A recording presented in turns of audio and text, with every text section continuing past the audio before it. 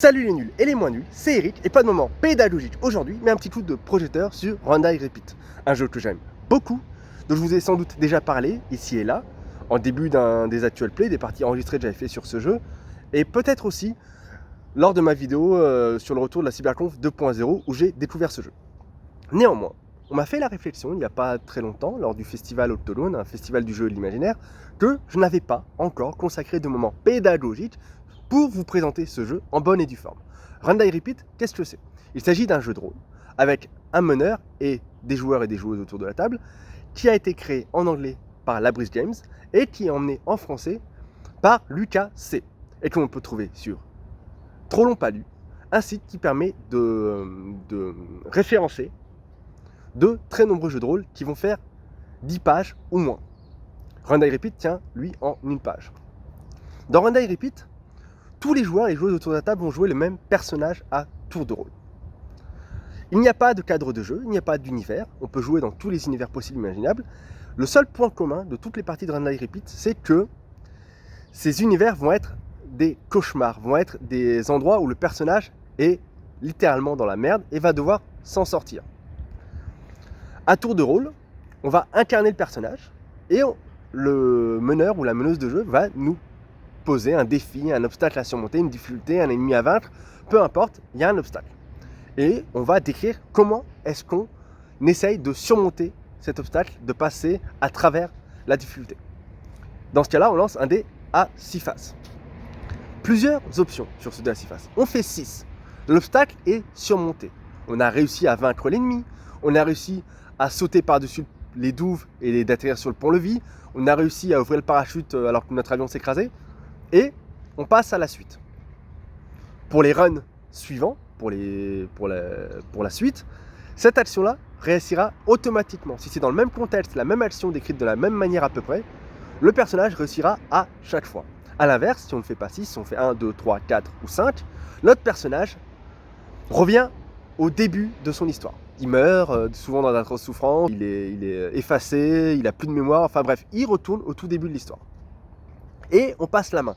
Tant que notre personnage réussit, on continue à l'incarner, on continue à narrer comment est-ce qu'on surmonte les obstacles, mais dès qu'on ne fait pas 6, ça passe au joueur ou à la joueuse d'après et ça revient au début.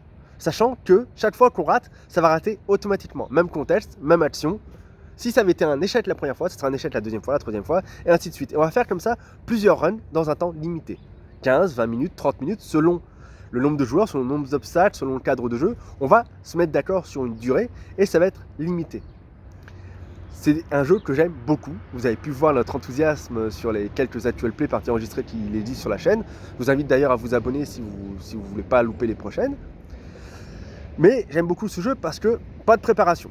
C'est un jeu qu'on va pouvoir mettre en place assez rapidement. En tant que MJ, vous devez juste préparer un cadre de jeu ou prendre un de ceux disponibles sur le itch.io de Lucas C.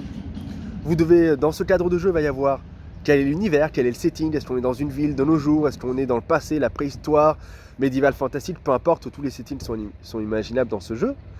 Ça va être d'écrire quel est le personnage que les joueurs, les joueuses autour de la table vont incarner à tour de rôle, et éventuellement quelques obstacles, que l'on peut aussi improviser par la suite.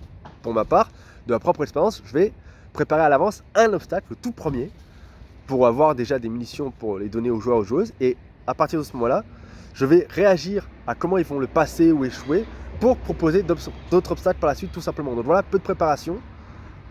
Règle simple, ça tient en une page, je viens de vous expliquer, vous n'avez même pas besoin d'avoir le jeu pour jouer, tout est là. Et un autre point que j'aime beaucoup avec ce jeu, c'est que ça va imposer aux joueurs, aux joueuses autour de la table de faire fonctionner leur créativité. Pour rappel, lorsqu'on fait une action, soit on fait un 6, on réussit, soit on échoue. C'est soit l'un, soit l'autre. Et comme le 6, il y a quand même peu de chances de faire un 6 à chaque action, beaucoup d'actions vont échouer. Souvent, lorsqu'on va incarner notre personnage et décrire au MJ comment est-ce qu'on essaie de surmonter l'obstacle, on va commencer par les solutions les plus évidentes, les plus faciles. Il y a un ennemi, je le tranche. Il y a une paroi, je l'escalade. Sauf que ça va échouer. Et au fur et à mesure des runs, beaucoup de solutions évidentes, faciles, élégantes, cohérentes et cool vont échouer. Et nous, en tant que joueurs, en tant que joueuses, c'est un truc que j'aime beaucoup parce qu'au bout d'un moment, il va falloir penser en dehors de la boîte. Il va falloir sortir des sentiers battus et avoir une idée qui n'avait pas encore été essayé, puisque les autres ont tout échoué, et espérer avoir un 6. C'est aussi un côté très fun, parce que parfois, ça va être des actions débiles, what the fuck au possible, qui vont fonctionner, et le MJ va être obligé de rebondir là-dessus pour la suite. Et c'est donc un très bon exercice d'improvisation, que ce soit pour le ou la MJ, ou pour les joueurs ou les joueuses autour de la table. Donc voilà, pour toutes ces raisons-là, j'adore Run Die Repeat. Il est également gratuit, hein, vous pouvez le récupérer gratuitement, donc voilà. Foncez sur ce jeu si ce n'est pas déjà fait. Allez voir les quelques actual play, les parties enregistrées que j'ai fait sur le jeu, et puis je vous dis à plus les nuls.